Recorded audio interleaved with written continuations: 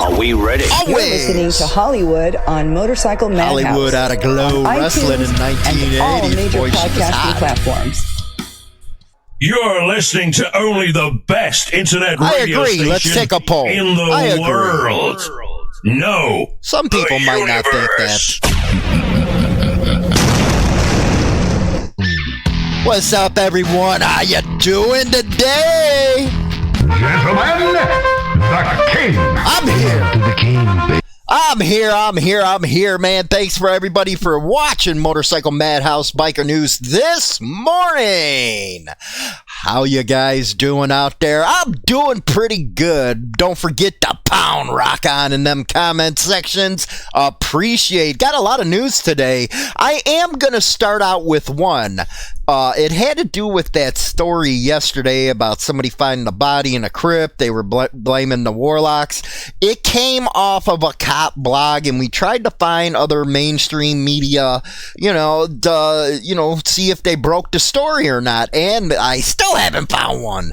But it is actually true that they did find a body in a crypt, and our thoughts go out to the family. They didn't like how we presented the news. They got kind of nasty with me. How can you do this? How can you do that? And, don't be mad at me. Be mad at them who put it out, and it happened to be a cop website, and they were sitting there, well, you're just bashing your no cop blog's my competitor at all. Again, be pissed at them. They put it out because I offered to have them on the show, come on the show, tell the story so people can get up to date. Well, they got pissed at me again. I know I piss off a lot of people. But damn, they got pissed off at me, and I can understand why. They just lost a family member and stuff. Again, our thoughts go out to them. But our job is to present the news. And if I don't have any other sources to go by, all I'm looking at is, hey, man, this came from a cop blog. One that in the past has been wrong many a times. I remember they put out a story, they had the mainstream media chasing this story, and it turns out it was unnamed sources. So, of course, there's two things working against them when it comes, to this type of stuff in bikers. One, you're a cop. Two, your track record ain't that damn good. But I did invite them to come on the show and give their side, and they told me to go take a fly, and you know what? I guess they said, we're, Jerry Springer and stuff, which, hey, man, Jerry's Chicago's own. That's all I'm saying on that subject. But yes, it is true, and no, I haven't been able to find any backup on that story. I guess they're keeping it close to their freaking, pockets. The cops are. They haven't released any information, but again, they should be pissed off at this cop blog, not me. They put it out there, and now, there's going to be a lot of doubt because it did come out through them. But hopefully in the future we'll get more details about that incident, and we can put it out there for you guys. Today, of course, we got the Wall of Shame, but more importantly, we will be going live streaming on multiple platforms again, video-wise, for the Madhouse on Thursday. DailyMotion.com. Get your butts over there, man. It's basically a news site, and we're on there now. We got our spot on there. Make sure you go over to follow us. It's great, man. You'll see our video. Then you get to check out what's going around the country. So get on over there, check it out. We'll be restreaming the Vaughn.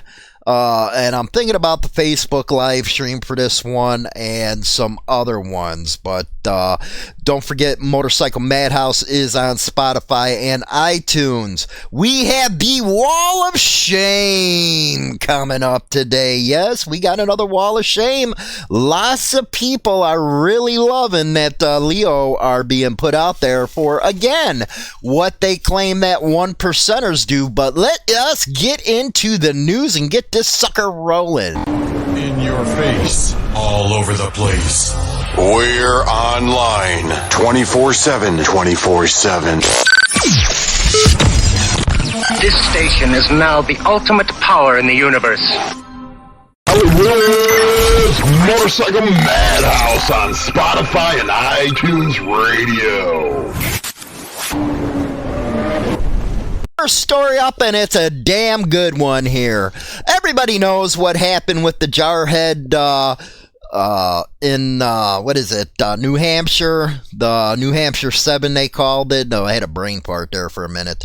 But anyway, the driver, his attorneys and all that type of stuff were trying to get him on bail because I guess they had a report done that one of the motorcyclists were drunk, and they're the ones that swerved, where two different other investigations said the opposite, but we all know how defense attorneys are. But anyway, he got his bail denied from driver accused of killing motorcyclists. This by John out of the Union Leader. A judge has denied a motion for reconsideration to release on bail. I will not ever say this dude's name, who allegedly struck and killed 7 members of the Jarheads Motorcycle Club on Route 2 in Randolph last June. Yes, this happened last June, 1 year anniversary coming up here pretty soon.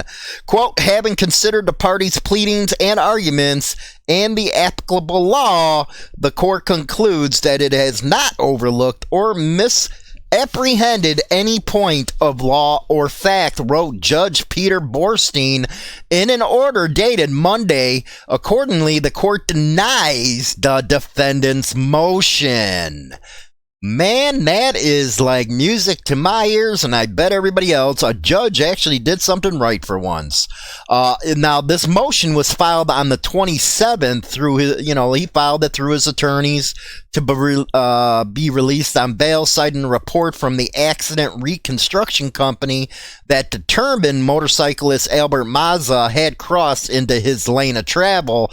Again, that I believe was done by the defense. There was 2 other investigations that said, nah, this ain't happening. And as I presented in a lot of those other stories, he admitted to consuming heroin and cocaine on the day of the crash. Now, if you ever seen a freaking needlehead, I call them zombies, but ever see them after they take something, they're not the most awake creatures there are around. So, yeah, he took heroin and cocaine on the day of the crash, engaging in the practice of combining heroin and cocaine while ingesting it, and most telling of its dangerousness, he felt the effect of cocaine prior to and at the time of the fatal crash. For those that don't know this story, his pickup truck, he had a trailer on the back. He swerved into the biker's lane and killed 7 people.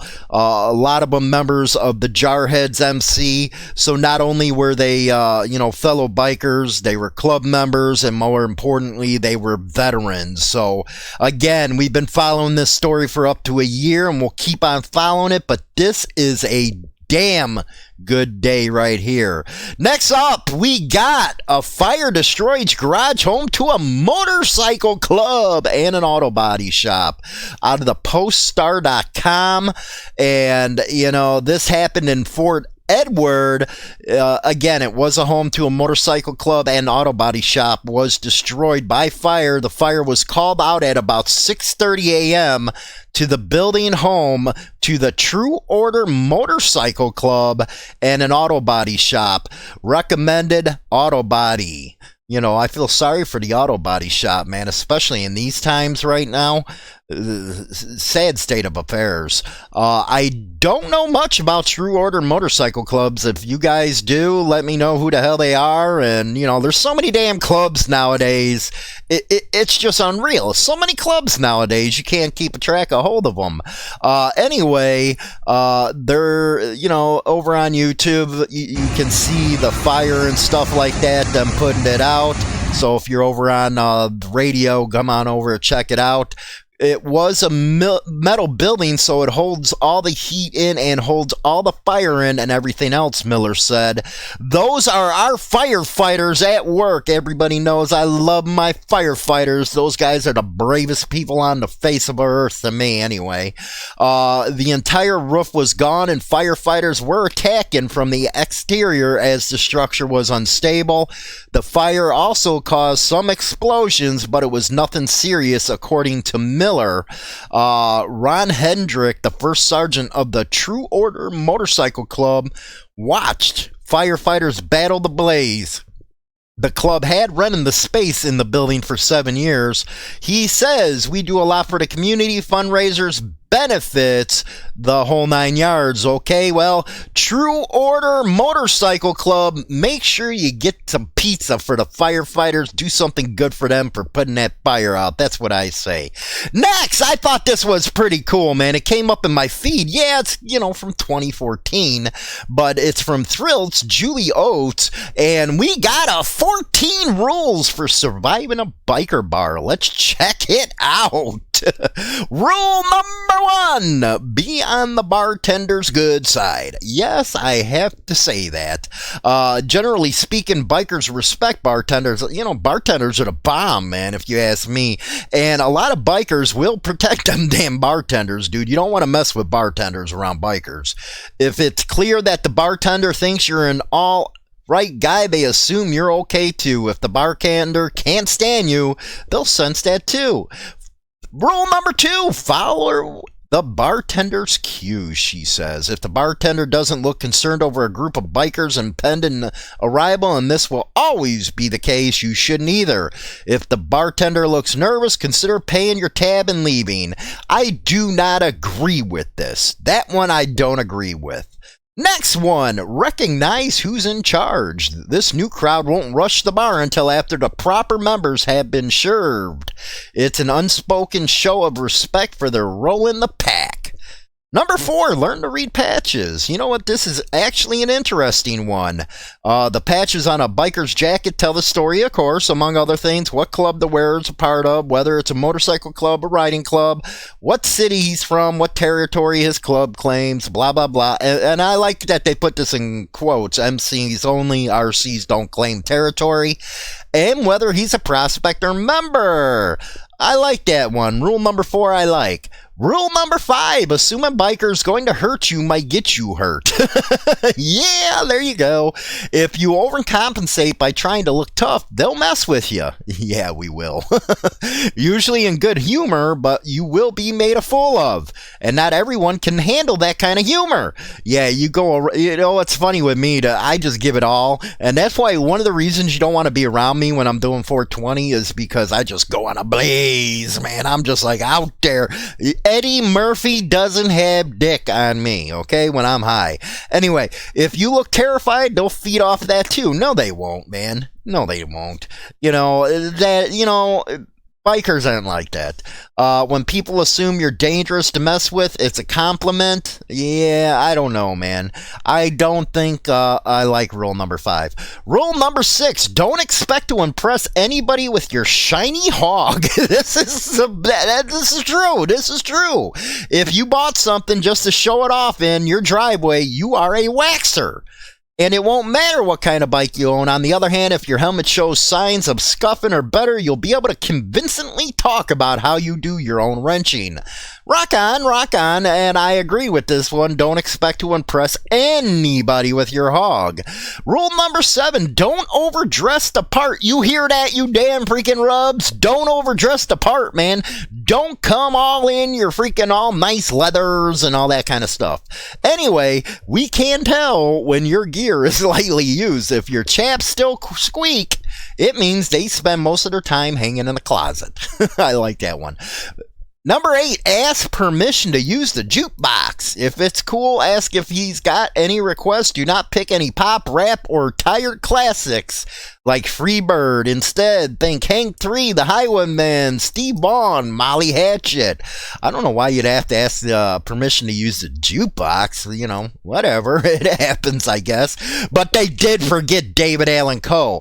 David Allan Coe is the top man. He is the best. there is out there. I don't care what you have to say. And rule number 9, finally, check your politics at the door. This is big time. Very big time. Don't be going in no damn bar. You know, you should, if you're any damn sense and you know what's going on, you never discuss two things in a bar. That's politics and religion. Don't be dumb. Now, to our wall of shame. Naughty, naughty, you cops. Anyway, New Mexico State police officer seen beating suspect in video is being sued. This out of the Santa Fe NewMexican.com. A New Mexico State police officer captured on video last year beating a man handcuffed to a bench in a holding cell was accused of using excessive force. Don't you think? He was accused on 3 other people in handcuffs when he was an officer with Albuquerque. Peter Romero was the target of 3 federal lawsuits accusing him of excessive force during drunken driving arrest in 2013 and 15. Attorney Jameson Barkley filed the latest lawsuit against Romero in the state district court earlier this month on behalf of Ryan Cordova of Rio Rancho, who's arrested in May in Santa Fe on DWI. Let's take a look over here. If you're on freaking Spotify and all that, we're watching this right now. Come on over, man. You'll see it. Yes, there's that freaking badge and the gun deal, you know. He thinks he's the toughest. Look at him. I bet if you take away that freaking badge and the gun, he wouldn't be so damn tough. So damn tough. But anyway, I'm going to link into the article so that way my radio listeners can check this video out. It is there.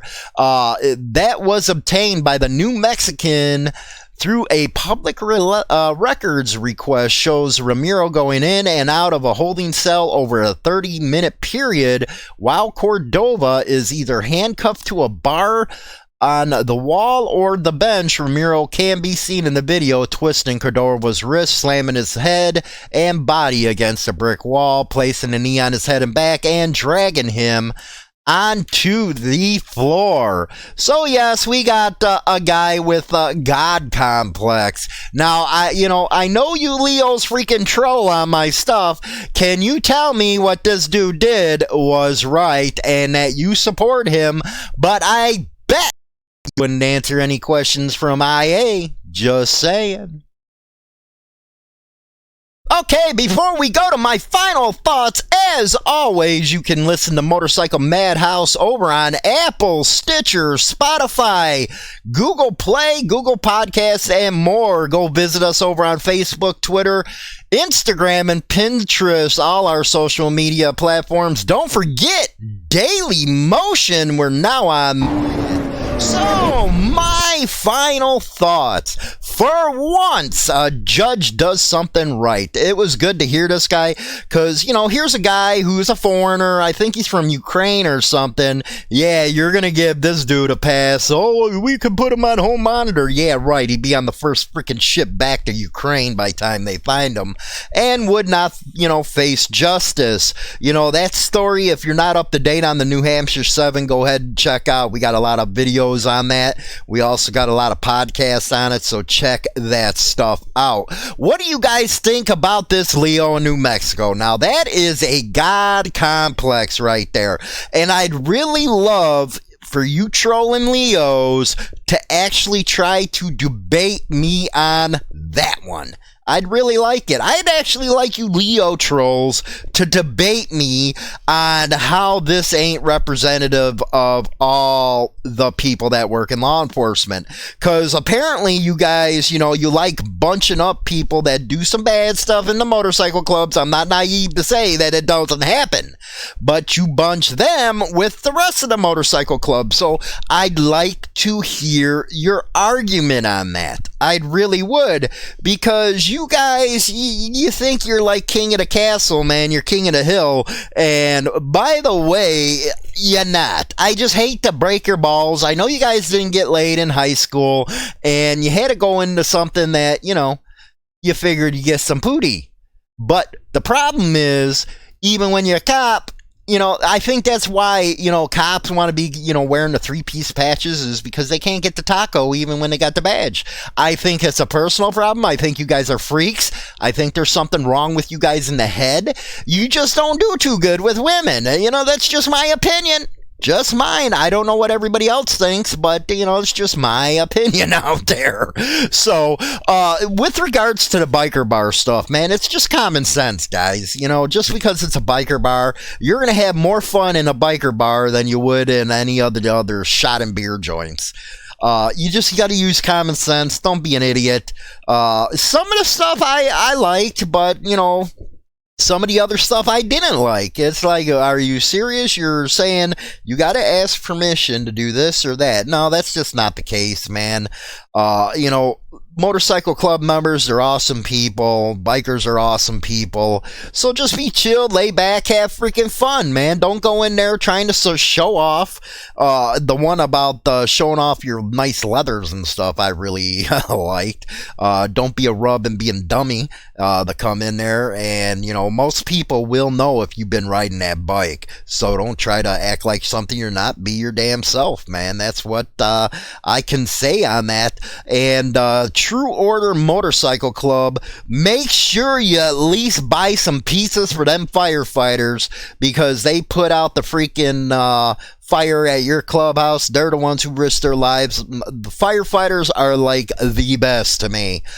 Greatest people around. They go in while you're running your ass out. So yeah, they got balls of steel, them firefighters, paramedics, EMTs and stuff. So next time you see one, now that we're in this epidemic, sorry, man, a little too 420 here. But anyway, now that we're in there, don't shake their hands, give them a fist bump or something like that, man. Tell them you say, hey, man, and that goes, during this epidemic, we got, nurses, doctors, their helpers, everyone down to the janitor in the freaking hospital. Make sure you thank them, man. I like that a lot of people in cars have been going by honking and showing real praise for our healthcare workers, because they're the front lines, man. They're really the front lines, and them people, they also have balls of steel, dealing with what they're dealing with now. But I'll have more coverage on that type of stuff in another segment. But with that, don't forget Motorcycle Madhouse live Thursdays, 7 p.m. Central Standard Time over on YouTube, on Daily Motion, and more. I'll have a whole list of where we're at. I got a different target audience for different platforms. So, when we were running the show almost every day last year, I was going out all over the freaking place, and I gotta make sure because I got a lot of other people that follow us on, say, like Vaughn. They watch us on Vaughn, and this Daily Motion I'm really excited about. It's like a YouTube platform, basically biker news, but it don't have all the crap that goes along with it. So go ahead, check that over there. And I believe Black Dragon's on Daily Motion now too. I talked to him the other day. He's getting excited about that award, man. Hopefully you guys are gonna come see him. I'll be there. We'll have a meet and greet, and you'll actually get to see what the clubs are doing to fight for your rights and stuff like that. So with that, I'll talk to you guys later. I said goodbye, vamoose, adios, ciao, so long, get your hat jack. The radio show is now available on Spotify and all major platforms, including iHeartRadio, iTunes, Stitcher, and more. Don't forget to become a subscriber on any one of these platforms so you can be notified right away when our weekly episode is uploaded, so you never miss an episode. Hi, this is James Hollywood Machikari. Join our YouTube channel and get Motorcycle Madhouse and tons of videos related to bikers. Join now by subscribing for free and become part of the Throttle today. Always free and always entertaining. Don't forget to visit us at www.harleyliberty.com for your daily biker news. Rock on!